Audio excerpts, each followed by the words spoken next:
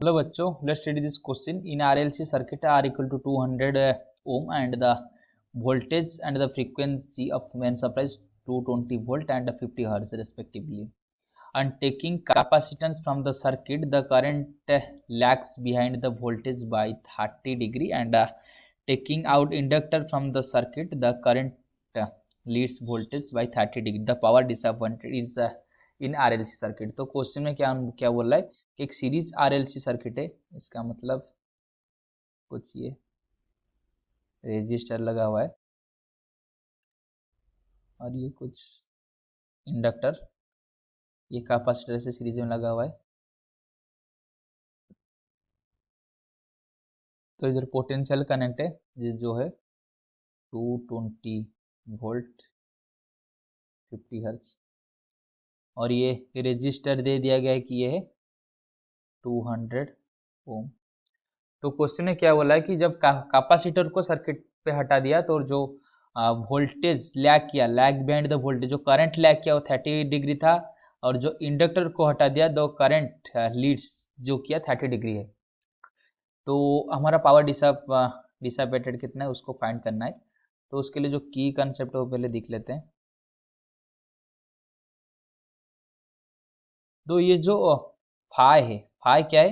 Angle between current and the voltage. जो voltage current से जो एंगल करता है, कितने एंगल लीड या कितने लैग करता है, वो जो एंगल है फाई।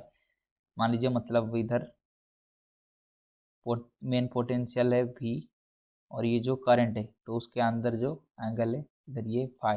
तो इसको जो फाई है वो क्या है? इक्वल टू, उसका एक फार्मूला है। इस फार्मूला क्या है? ये है XC minus XL divided by R। तो ये tan फाई इधर लिख देंगे, सॉरी tan फाई।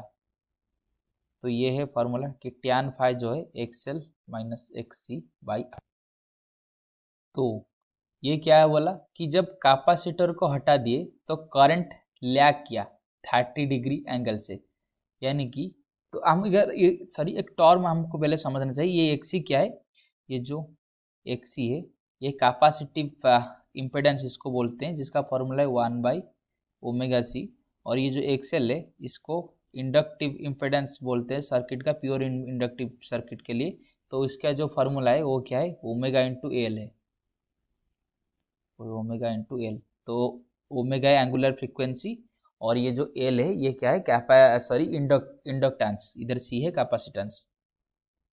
तो पहले कितना था? पहले थीटा जो है माइनस 30 डिग्री हो गया जब कैपेसिटर को हटा दिया। इसका मतलब जो कैपेसिटिव रिएक्टेंस था वो जीरो हो गया। तो दैट इम्प्लाइज हम इक्वेशन लिए लिख सकते हैं कि tan of minus 30 degree equal to कितना है? ये है XL बाई R। सिमिलरली जब थीटा हो गया 30 डिग्री जब हम इंडक्टर को हटा दिए, यानी कि XL जीरो कर दिए, दैट इम्प्लाइज tan 30 डिग्री कितना हो गया? ये हो गया XC बाई R। तो हम इसको ऐसे बता सकते। तो हम इधर गलती किए, सॉरी। तो इधर हमने एक साइन का कंसिडर नहीं किया। तो जब XC जीरो हो जाएगा तो इधर सॉरी माइनस XL रहना चाहिए, तो माइनस XL रहना चाहिए। तो इस इक्वेशन 1 दे दीजिए, इसको इक्वेशन 2 दे दीजिए। तो इक्वेशन 1 को हम ऐसे लिख सकते हैं minus tan of minus 30 degree कितना होगा? माइनस tan 30 डिग्री, ये कितना हो जाएगा? Minus XL by R। तो दोनों साइड पे नेगेटिव हटा देंगे तो ये हो जाएगा tan 30 degree equal to XL by R। तो इसको इक्वेशन 3 दीजिए। तो हमको ये दोनों इक्वेशन को कंसिडर करना चाहिए कि एक इक्वेशन ये है और इस इक्वेशन की ये है। तो इस दोनों इक्वेशन से हम क्या ये लिख सकते हैं कि जो XC बाई R है वो बराबर है किसके साथ? XL by R। तो R अगर कैंसिल हो जाएगा तो हम ये बोल सकते हैं XC इक्वल टू XL। तो अगर XC इक्वल टू XL हो गया तो इसको हम स्पेशल कंडीशन है जिसको रिजोनेटिंग कंडीशन बोलते हैं।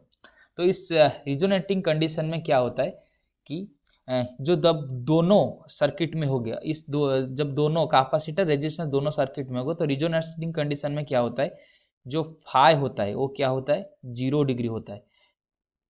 फाई 0 डिग्री होता है मतलब क्या है, ये एक प्योरली, इसको हम, इस सर्किट को हम प्योर रेजिस्टिव सर्किट बोल सकते हैं।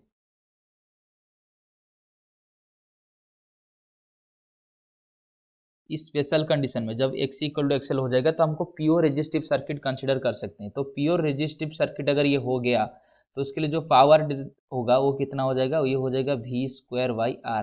तो इधर पोटेंशियल कितना है, ये है 220 वोल्ट, एंड आर कितना है, आर है 200 ओम।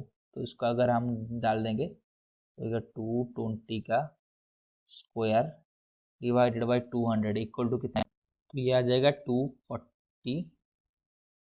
तो अगर ऑप्शन चेक करेंगे तो 242 यानी कि ऑप्शन डी 242 वाट, सब एसआई यूनिट में लिया हुआ है तो वाट में ही आएगा एसआई यूनिट में, 242 watt option D is the right answer. I hope you have understood this question. Best of luck.